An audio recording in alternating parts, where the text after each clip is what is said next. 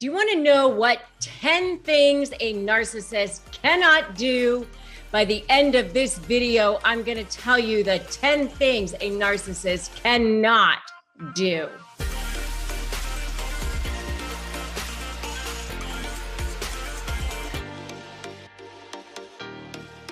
Okay, so there are 10 things that a narcissist just simply cannot do. I know you think they are all powerful, all knowing, and all seeing. They want you to think that. They want you to think that they are like the great and powerful Oz, like in the Wizard of Oz. I often say that narcissists are like the Wizard of Oz.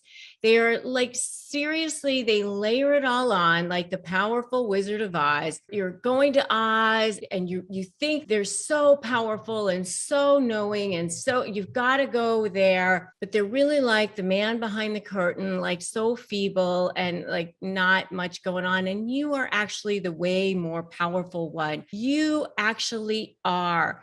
That actually is the truth. They are actually way more afraid of you than you are of them. And there really are a lot of things that they can't do.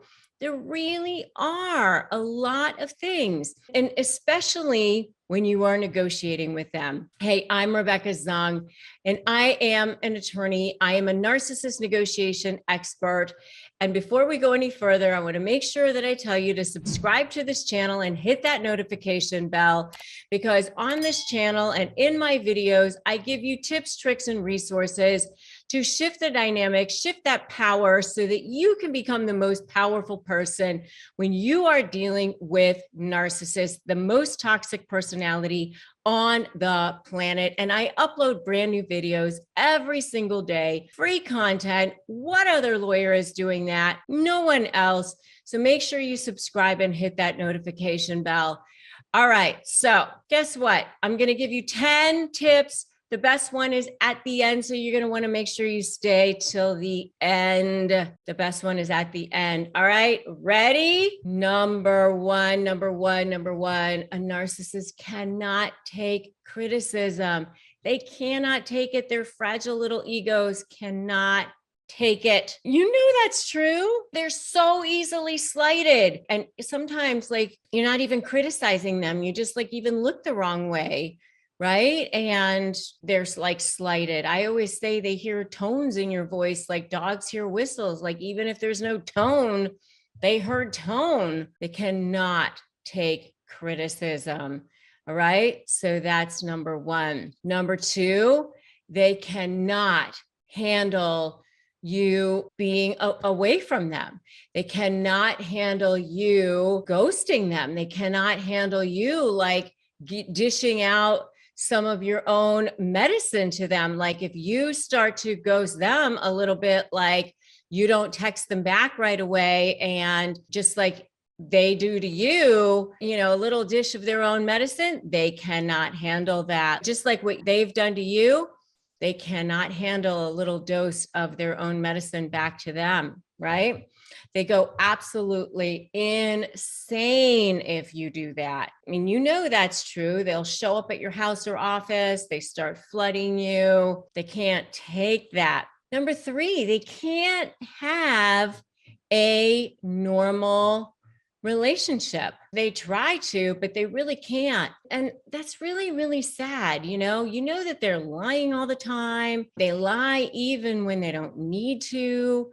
That's the thing that I think is really very puzzling sometimes. Like they lie even when they don't have to, even about things that are easily verifiable. And even when it's to their own detriment, a lot of times they're just incapable of it because they're just not healthy people. Unfortunately, you know, they have no sense of self. As much as they try, they can't be in a normal, healthy relationship. And number four, they can't be vulnerable because they can't be in a normal, healthy relationship. You know, something happened to them when they were younger, when they were in those formative years that made them think that the world was a very scary place. And so they're constantly in a state of survival. You know, it's almost like they do show that vulnerability, that they feel like they'll be eaten in a way. You know, it's like for them to survive, they have to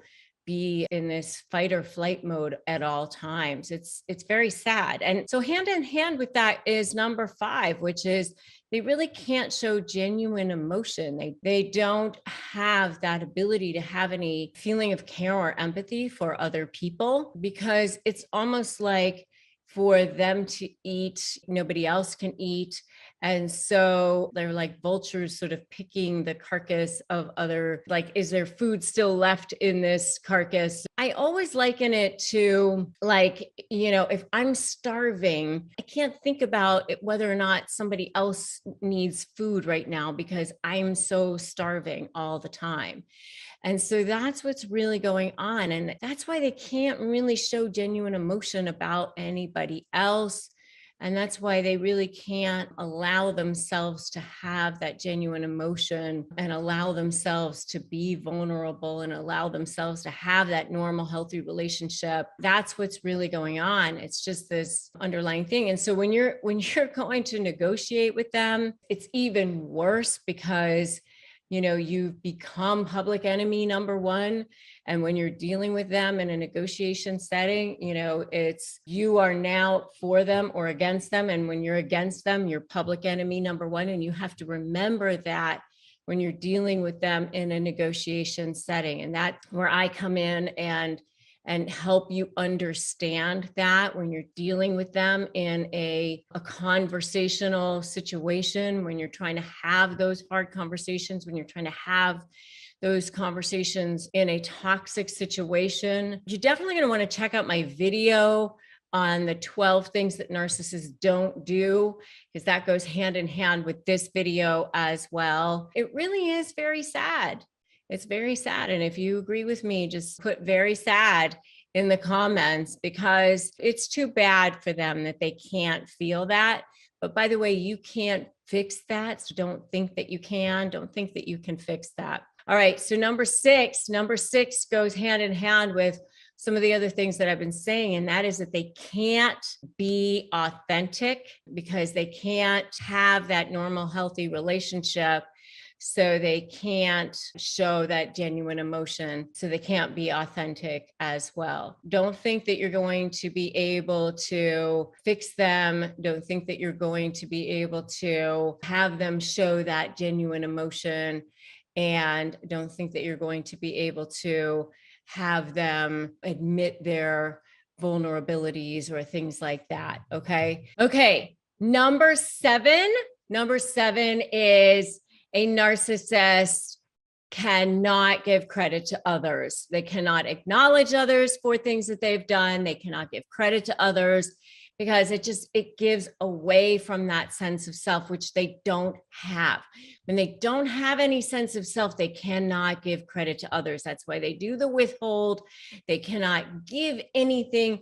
It's almost like when you're starving, you cannot give away anything. And believe me, I know when I was dealing with this, when in a business situation, I mean, even if you give, like no matter how much you give, they cannot give any credit for no matter what it is that you've done. They will not acknowledge you for that. Number eight is they will never admit that they were wrong. No matter what, they will never admit that they were wrong. They will never apologize. I mean, unless they have to for strategic reasons or something like that, but they will never actually apologize and actually mean it.